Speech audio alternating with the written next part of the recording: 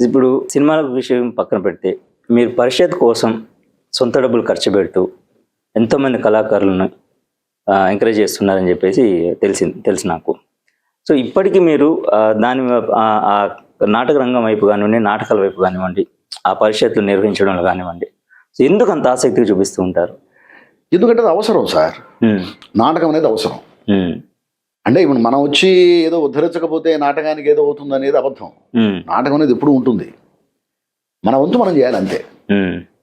మన వంతు మనం చేయాలి. ముఖ్యంగా నేను ఎందుకు చేయాలంటే నేను అక్కడ నుంచి వచ్చాను కాబట్టి. నన్ను తయారు చేసింది నాటకం. ఈ రోజు నేను ఇక్కడ కూర్చొని మీతో మాట్లాడుతున్నాను అంటే నాలో ఆ టాలెంట్ ఏదైతే ఉందని మీరు అనుకుంటున్నారో ఆ టాలెంట్ నాకు ఇచ్చింది నాటకం.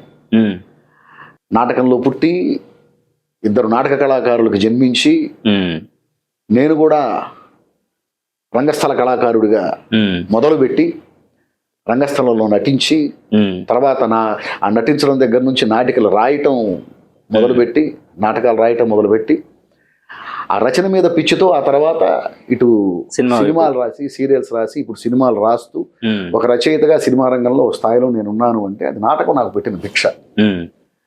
కాబట్టి నాటకం గురించి ఆలోచించాల్సిన బాధ్యత సమాజంలో ఉన్న ప్రతి మనిషికి ఉందని నేను ఎలా చెప్తున్నాను, వాళ్ళందరికంటే నాలాంటి వాడికి ఇంకా ఎక్కువ ఉంటుంది. ఎందుకంటే నాటకానికి నేను రుణపడి ఉన్నాను కాబట్టి. కాబట్టి నా వంతు నేను చేయగలిగింది నేను చేస్తున్నాను, అంతకంటే ఏం లేదు. ఓకే. సో మీరు అద్భుతమైన నటులు ఉన్నారు, అందులో డౌటే లేదు. బట్ పూర్తి స్థాయిగా అంటే ఎందుకు టర్న్ తీసుకెళ్ళకపోయారు? నటుడు ఉన్నాడంటే నేను నమ్ముతానేమో కానీ అద్భుతమైన నటుడు ఉన్నాడు అనేది నాకేమి. ఎందుకంటే మీరు రాసే ప్రతి పాత్రలో కూడా ఫస్ట్ మీరు మీ ఇన్వాల్వ్మెంట్ మీరందరూ పరకాయ ప్రవేశం చేయగలిగితే ఉంటాడండి. ప్రతి రైటర్ లో నటుడు లేకుండా ఎవరు డైలాగ్ రాయలేరు. ఒక డైలాగ్ మనం రాస్తున్నాము అంటే నాలో నటుడు ఉండబట్టే. నటుడు లేకపోతే ముందు మానసికంగా నేను ఆ క్యారెక్టర్లోకి వెళ్ళగలగాలి.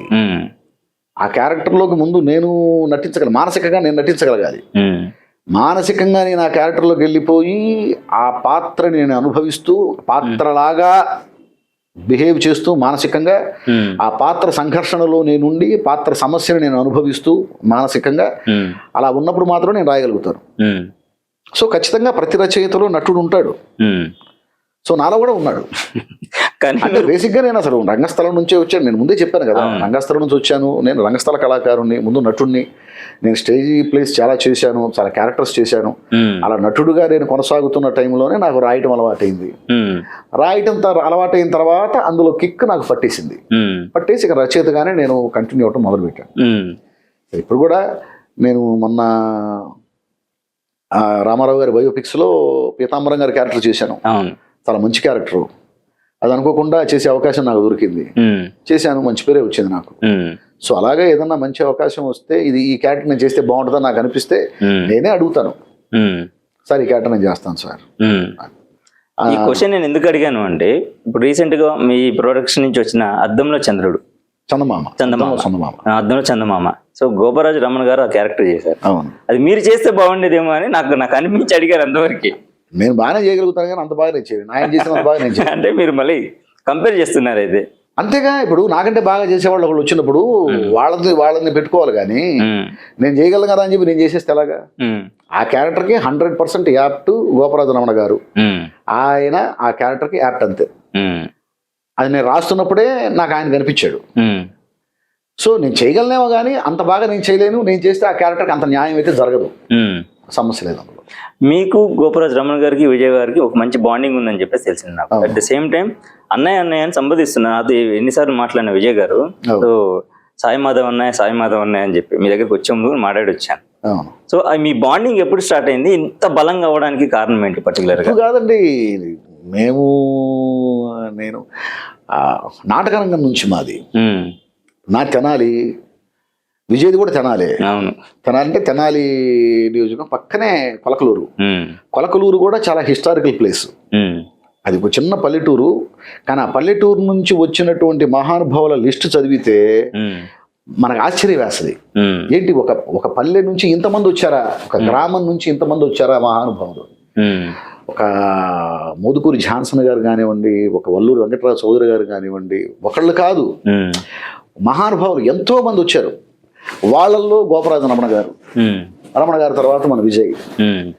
నాకు విజయ్ నేను ఇప్పుడు కాదు దాదాపుగా ఒక 30 years నుంచి మా అనుబంధం. ఇప్పుడు నా కళల కాణాచి సంస్థకి అతను సెక్రటరీ, జనరల్ సెక్రటరీ విజయ్. అవును. సో మేము అలాగా ముందు నుంచి ఉంది. ఓకే. సో మన పరుచూరి బ్రదర్స్ గురించి ఇందాక మనం మాట్లాడుకున్నప్పుడు మీరు ఒక సందర్భంలో వాళ్ళ పేరు తీశారు. వాస్తవంగా వాళ్ళు సినిమాలకు సంబంధించి పరుచూరి పలుకుల్లో గోపాలకృష్ణ గారు కొన్ని సినిమాల గురించి మాట్లాడుతూ ఉంటారు. అంటే ఈ సినిమా ఎందుకు ఇంత బాగా ఆడింది ఇలాగా.